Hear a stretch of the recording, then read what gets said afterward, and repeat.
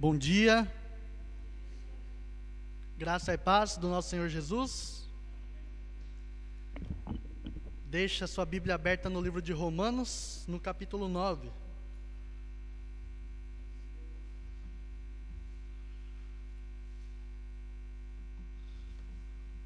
Romanos capítulo 9, versículo 19, por gentileza.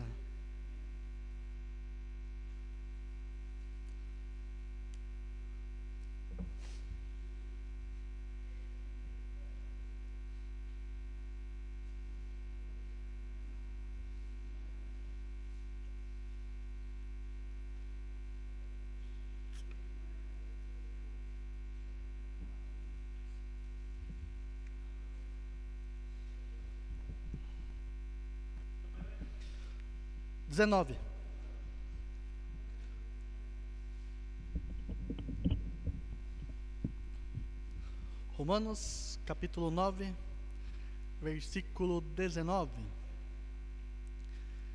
Gente, antes da gente começar, eu gostaria de fazer umas considerações para a gente poder seguir o nosso estudo. Para quem não sabe, estamos estudando Romanos a carta toda de Romanos. Começamos no capítulo 1, estamos no capítulo 9, já tem mais de um ano estudando essa preciosa carta que Deus, pela sua graça e misericórdia, nos deu por meio de Paulo. E nós tratamos de uns assuntos bastante difíceis nas últimas semanas, porque Romanos capítulo 9 nos fala sobre a soberania de Deus, nos fala que Deus determinou algumas coisas antes de toda a sua criação. E acontece que a predestinação de Deus para com a humanidade não excluiu a responsabilidade do ser humano. E aí eu pergunto para vocês mais uma vez: você está aqui hoje porque Deus escolheu que você estivesse aqui nessa manhã? Ou você está aqui porque você decidiu levantar da sua cama, tão gostosa num domingo de manhã, e você por conta escolheu estar aqui nessa manhã? Perceba que há um choque entre os dois conceitos. E a pergunta que não cala é: quem é que dirige a nossa vida? É Deus que está no volante da nossa vida ou somos nós mesmos? É uma coisa que nós devemos pensar. E é uma pergunta que eu não tenho resposta para isso. Estamos diante de um texto talvez mais controverso de toda a Bíblia, onde tem coisas que os estudiosos não têm um consenso na questão da interpretação desse trecho. Por isso nós temos que ter humildade diante da palavra de Deus e reconhecer que os mistérios que não foram revelados para nós, eles pertencem a Deus. E tem coisas que Deus decidiu não revelar para nós, seres humanos. Mas a questão é que, se existem coisas que a humanidade pode fazer, por que não nos esforçamos para tal? Então, como bons cristãos, como bons filhos de Deus, nós vamos meditar hoje no versículo 19. Nós vamos fazer a leitura até o 22. A minha ideia é terminar até o 29, mas eu não sei se vai dar tempo. Então vamos fazer a leitura até o versículo 22, que diz o seguinte. É até o 24. Até o 24. 19 ou 24. Mas algum de vocês me dirá: então por que Deus ainda nos culpa? Pois quem resiste à sua vontade? Mas quem é você, ó homem, para questionar a Deus? Acaso aquilo que é formado pode dizer ao que o formou: por que me fizeste assim? O oleiro não tem direito de fazer do mesmo barro um vaso para fins nobres e outro para uso desonroso? E se Deus, querendo mostrar a sua ira e tornar conhecido o seu poder, suportou com grande paciência os vasos de sua ira, preparados para a destruição, que dizer se ele fez isso para tornar conhecidas as riquezas de sua glória, aos vasos de sua misericórdia, que preparou de antemão para a glória, ou seja, a nós, a quem também chamou, não apenas dentre judeus, mas também dentre os gentios? Amados, estamos meditando acerca do endurecimento do povo de Israel. Todos conhecem a história que Deus escolheu Abraão para ser pai de muitas nações. E por meio da descendência de Abraão, todas as nações seriam abençoadas. E esse descendente que Deus escolheu para que desse continuidade a esse povo que Deus escolheu, que é o povo de Israel, veio de Isaac, posteriormente de Jacó, e de Jacó nasceram as 12 tribos de Israel. E aí entramos num questionamento: se Deus escolheu Israel para ser o seu povo, e Israel, como sendo o seu povo, rejeita o Salvador, que é Jesus, e aí se levanta o seguinte questionamento: então o plano de Deus falhou? A determinação que Deus deu desde antes da criação foi falha? Poderia Deus ter falhado com o seu plano? E Paulo vai começar dizendo no capítulo 9, não, Deus não falhou. Por quê? Porque dentro do Israel, a etnia de Israel, a raça de Israel, havia um Israel espiritual. E se você não sabe, você faz parte desse povo. Se não me engano, 2 Pedro, ou 1 Pedro, capítulo 2, vai falar: vocês não eram povo, mas passaram a se tornar um povo de Deus, nação eleita, sacerdócio real, povo exclusivo de Deus. Amados, nós temos esse privilégio. Nós somos o Israel escolhido de Deus em Cristo Jesus. A nossa escolha se dá no Filho amado que deu a sua vida por nós. E aí Paulo constrói o seu argumento dizendo que não é Israel, porque são filhos de Abraão. Não é filho de Abraão aquele que corre no seu sangue, corre nas suas veias, o sangue de Abraão, mas é descendente, aquele que crê em Jesus. Nós somos o povo de Deus, não tenha dúvida. Nós somos o povo escolhido de Deus por meio de Jesus Cristo. E outra questão é que Paulo vai fazer uma atribuição ao faraó. Nós falamos isso na sessão anterior, que está ali nos versículos 16 até o 18, que Deus vai falar: eu tenho misericórdia de quem eu tiver misericórdia, e eu endureço a quem eu quiser endurecer. Ou seja, eu amo a quem eu quiser amar, e eu rejeito a quem eu quiser rejeitar.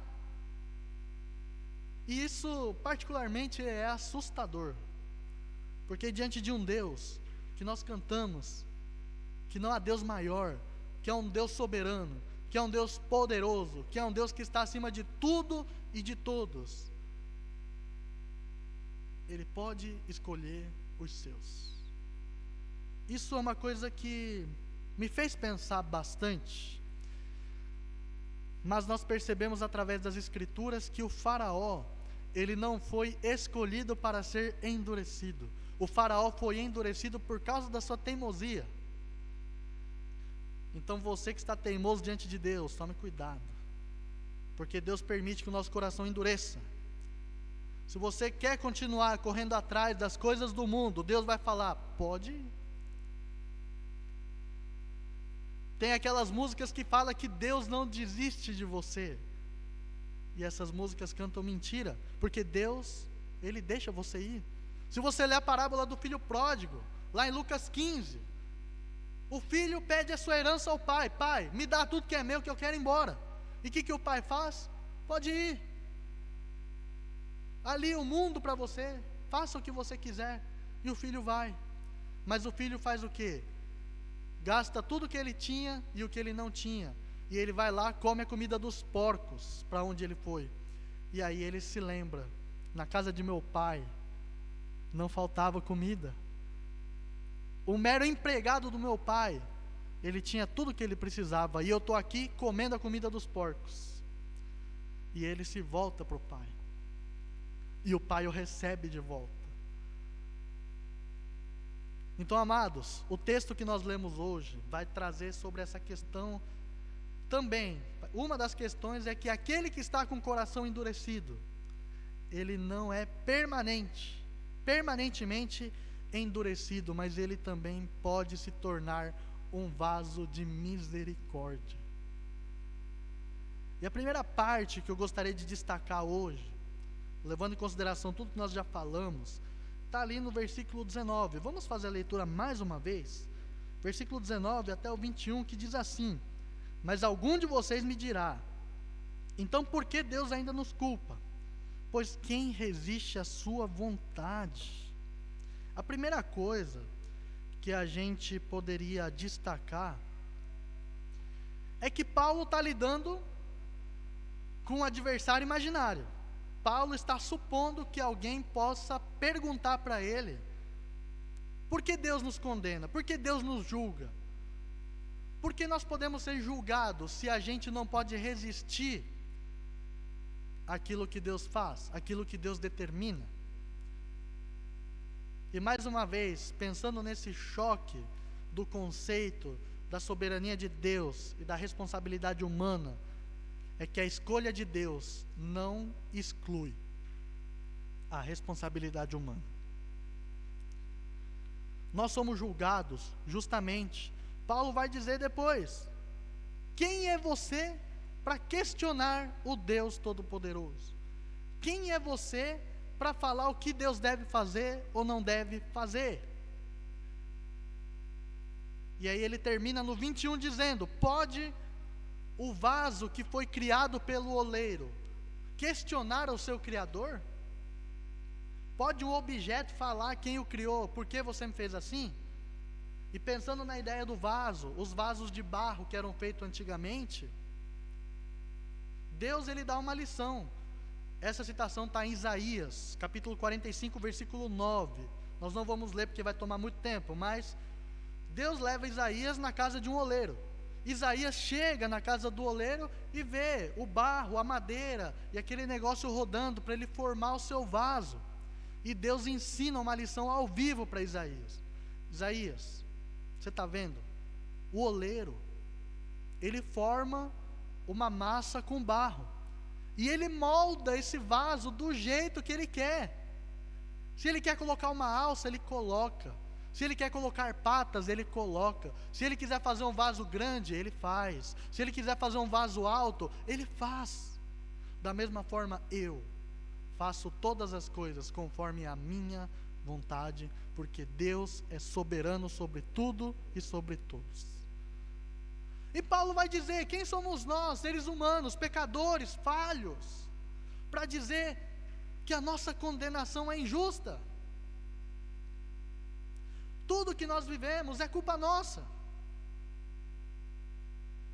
Iria Deus desejar o mal para as nossas vidas? Você está passando por dificuldade? Eu acredito que todo mundo está. Não há ninguém no mundo. Gente, nem quem tem dinheiro, para você que está correndo atrás do dinheiro, nem quem tem dinheiro tem sossego, tem paz. Tem certas coisas da nossa vida que nos custam um preço muito alto. Se você quer liberdade total, o ser humano teve liberdade total, sabe onde? No jardim do Éden. Deus deu liberdade. Só não coma do fruto do conhecimento do bem e do mal. Só tinha uma regra no jardim. Uma regra.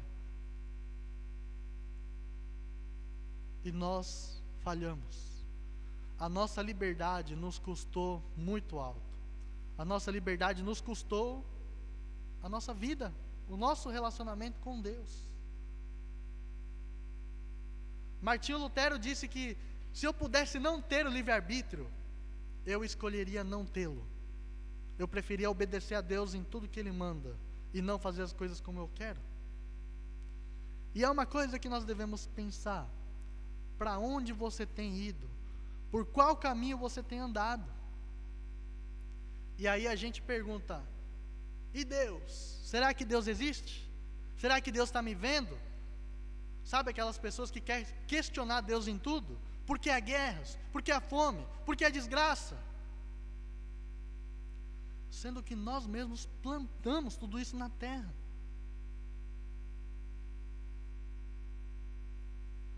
A conclusão que nós chegamos é que existem coisas que Deus determinou. Deus escolheu muitas coisas, mas Deus não escolheu todas as coisas.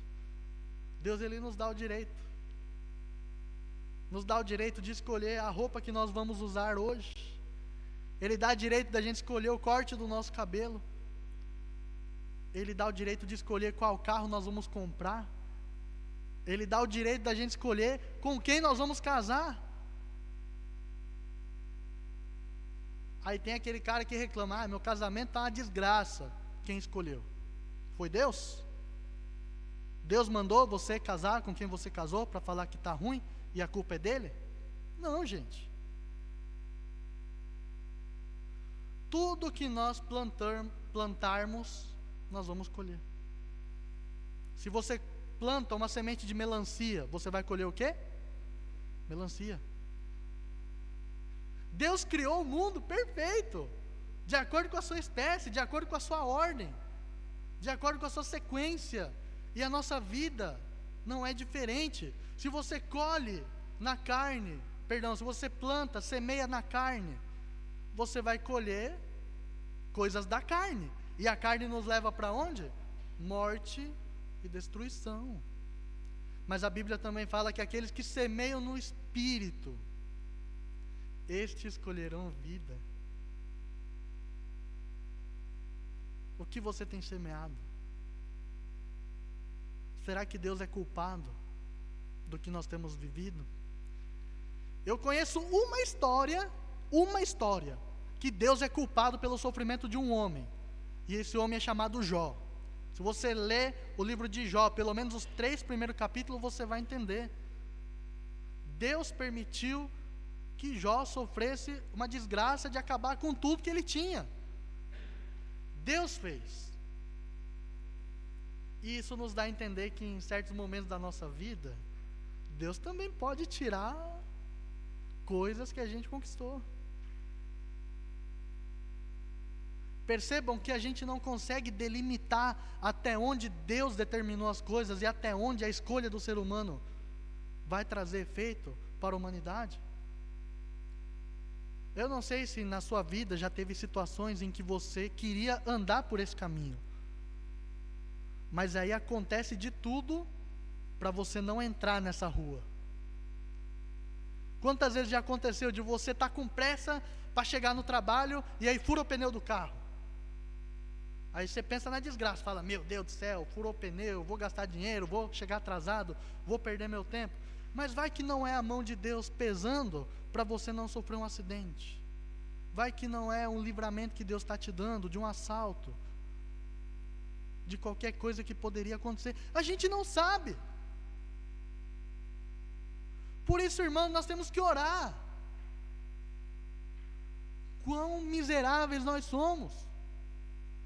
A gente está sujeito a doenças, a gente está sujeito a fracassos, a gente está sujeito a qualquer momento sofrer um acidente e morrer. A nossa vida é frágil, a nossa vida é breve, é como um sopro. Mas quando nós entregamos a nossa vida a Deus, Ele pode dirigir os nossos passos.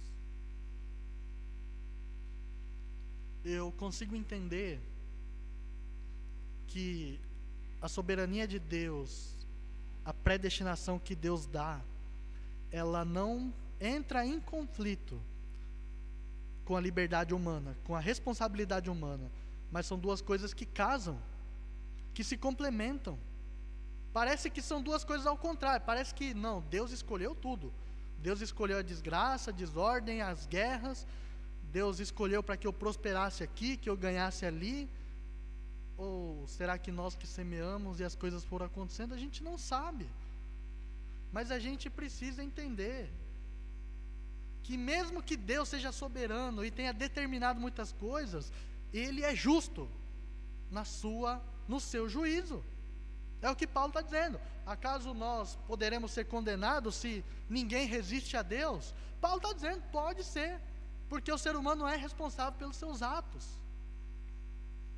Senão nós seríamos como robozinhos, onde tudo está programado no computador para você fazer o que os outros te mandam. E Deus não nos fez assim. possamos ter consciência das nossas escolhas. Segunda coisa que eu quero destacar hoje está nos versículos 22 ao 24. Diz assim: e se Deus, querendo mostrar a sua ira e tornar conhecido o seu poder, suportou com grande paciência os vasos de sua ira, preparados para a destruição, o que dizer se ele fez isso para tornar conhecidas as riquezas de sua glória, aos vasos de sua misericórdia, que preparou de antemão para a glória, ou seja, a nós, a quem também chamou, não apenas dentre os judeus, mas também entre os gentios? Eu passei muito tempo pensando nesses nesses 3 versículos, né? E eu confesso que para mim estava bastante confuso, mas depois Deus me deu uma luz para poder entender. Mas vamos lá. E se Deus escolheu certas coisas ruins no mundo para Ele mostrar a sua glória para toda a humanidade? E aí nós voltamos à história de Faraó, porque o Faraó não permitiu que o povo de Deus saísse do Egito, porque ele tinha o povo como escravo. E aí Moisés vai lá e pede a libertação do povo, deixa que nós vamos lá adorar a Deus por 3 dias e voltamos. E o Faraó fala: não, ninguém vai sair daqui. Moisés insistiu, Deus falou: vai de novo. E por causa dessa dura insistência do Faraó, ele foi endurecido.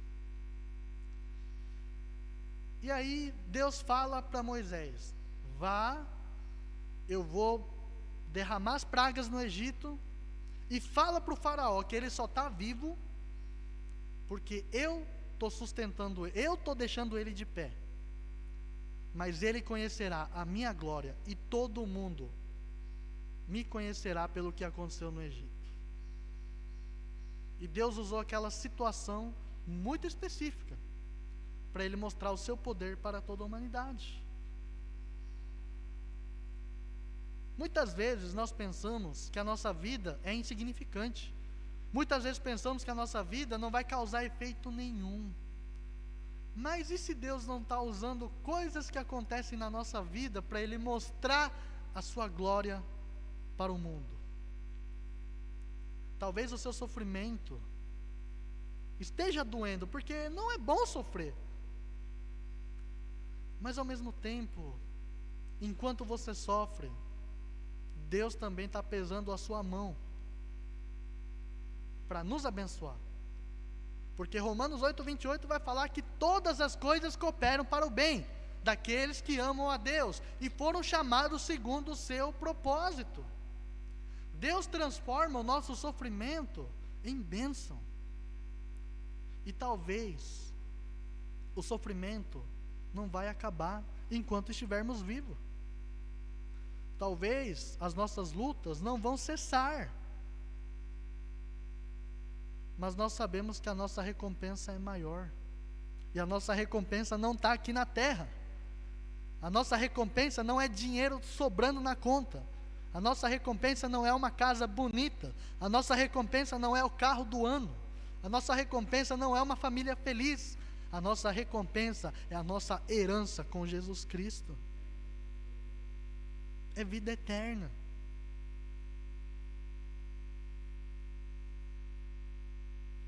Amados, quando Paulo vai falar sobre esses vasos de ira,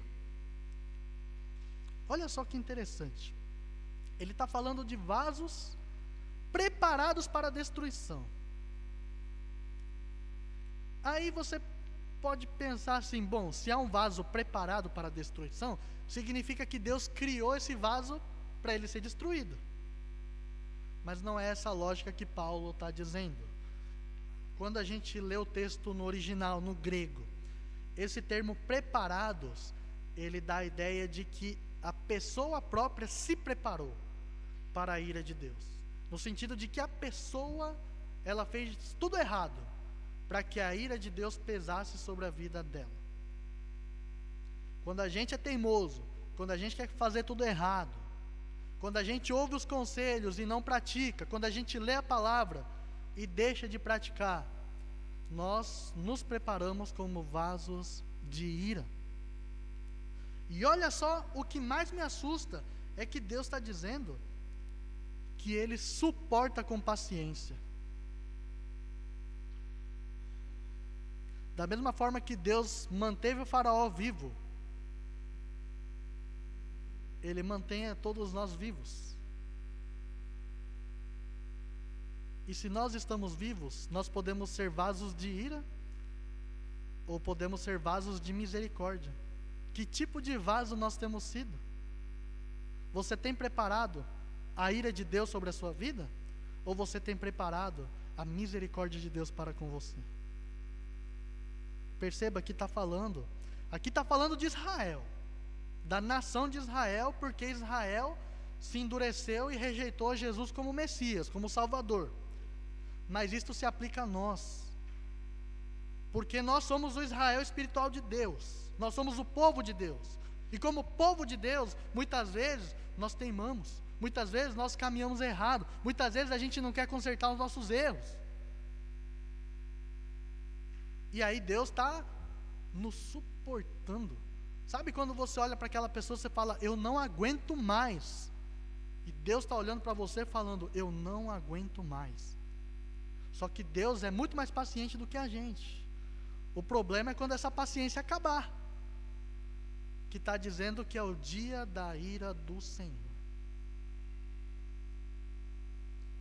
Que Deus tenha misericórdia de todos nós. Nós somos pecadores, nós somos falhos. E muitas vezes a gente fala, mas eu venho na igreja para me sentir bem. Mas a gente não tem que se sentir bem, nós temos que conhecer a Deus. Nós adoramos o Deus verdadeiro, o Deus da Bíblia. E se você não adora esse Deus que às vezes assusta, você adora um Deus errado.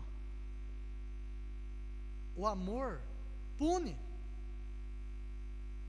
Todo mundo que está aqui na minha frente tem filhos, inclusive o Shig. Eu e o Shig, nós não temos filhos, mas todos vocês têm filhos. Vocês amam seus filhos? Sim ou não? Amam seus filhos. Quando os seus filhos fazem uma coisa errada, vocês não ficam irados com ele? Vocês ficam. Vocês às vezes castigam seus filhos? Castigam, disciplinam. Por quê? Porque querem o bem dele. Significa que o amor disciplina, o amor pune. E se a gente não se voltar para o Deus de amor, nós seremos punidos. E eu vou dizer para vocês que a ira de Deus não é somente aqui na terra. Então que eu e você possamos repensar naquilo que nós temos vivido. Versículo 23 quer dizer que se ele fez isso para tornar conhecidas as riquezas da sua glória aos vasos de sua misericórdia, que preparou de antemão para a glória, ou seja, a nós, a quem também chamou, não apenas dentre os judeus, mas também dentre os gentios. Isso aqui se aplica ao povo de Israel, que estava questionando Deus, levar a salvação para os gentios, chamar o povo gentil de seu povo, que isso também vai ser discorrido até o versículo 29. Por quê? Os judeus não estavam aceitando essa condição de que todos os povos fossem o povo exclusivo de Deus. E existia esse questionamento. E muitas vezes nós olhamos para pecadores, olhamos para a gente de fora, que tem sua vida transformada, que recebe o Evangelho com alegria, que mudam a direção da sua vida, e a gente fica revoltado. Sabe aquelas pessoas que não gostam de ver os outros prosperando? É mais ou menos assim. Muitas vezes nós podemos ser os vasos de ira de Deus, da ira de Deus, quando nós contemplamos os vasos de misericórdia.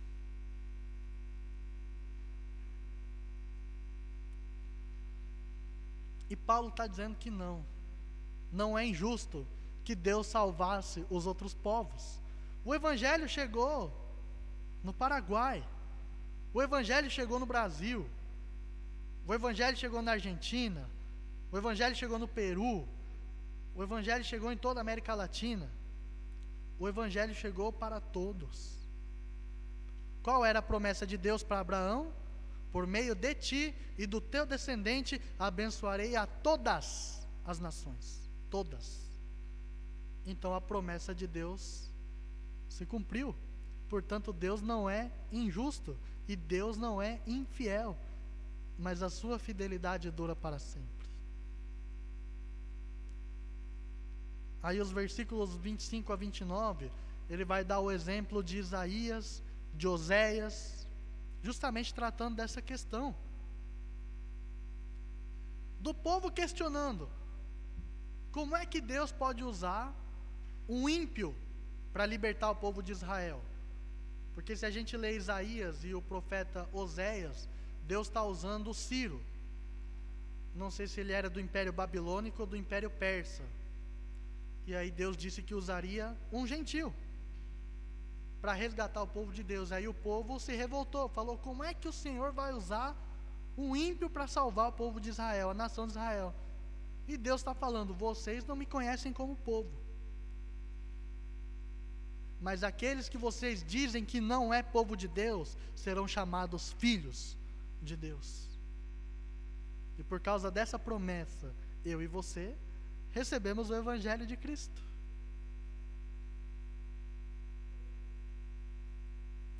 Que possamos assim ter a esperança viva dentro da palavra. A esperança, gente, não está nesse mundo. Se você quer esperança para as coisas terrenas, então a sua esperança, ela vem de promessas vazias. Se você acha que algum político vai mudar o rumo da nossa história, você está enganado. Se você acha que alguém vai trazer paz para nós, você está enganado.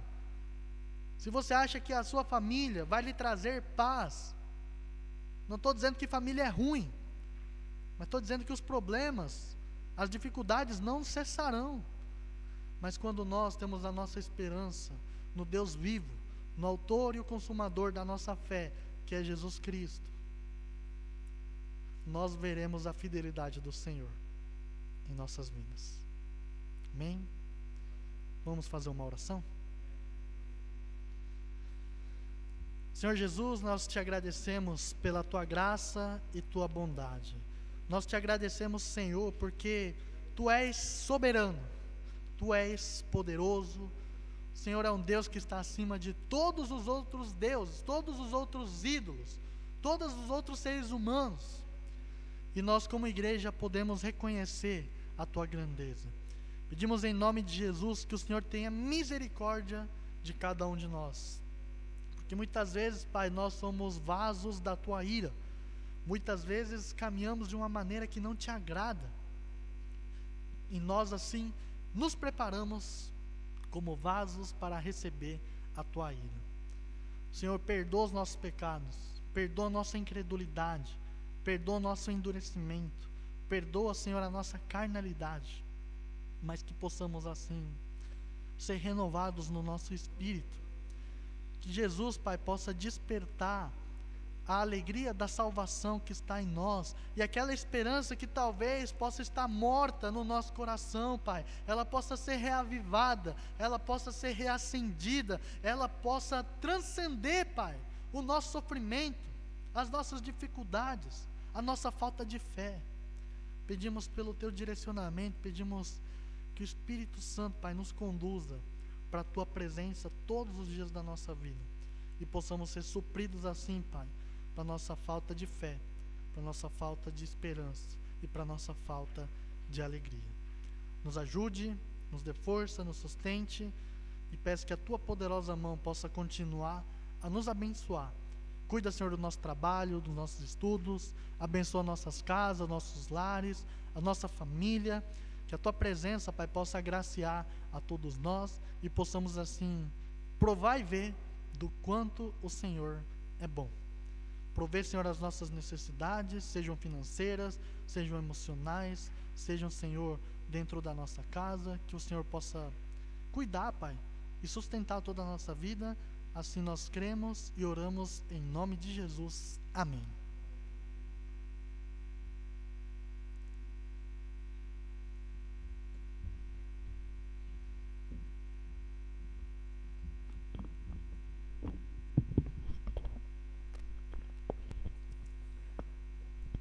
Vamos à bênção. Que a graça do nosso Senhor Jesus Cristo, o grande amor do Pai e a comunhão e a consolação do Espírito Santo esteja com você hoje e sempre. Amém e amém. Podemos estar se assentando.